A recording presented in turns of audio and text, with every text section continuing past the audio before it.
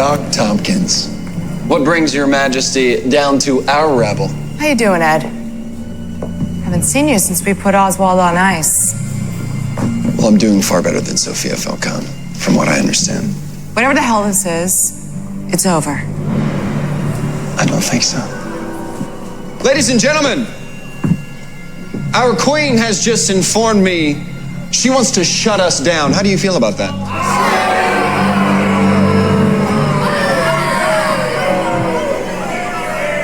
Do you hear that? That's the sound of democracy. The people have spoken, and my name is the Riddler.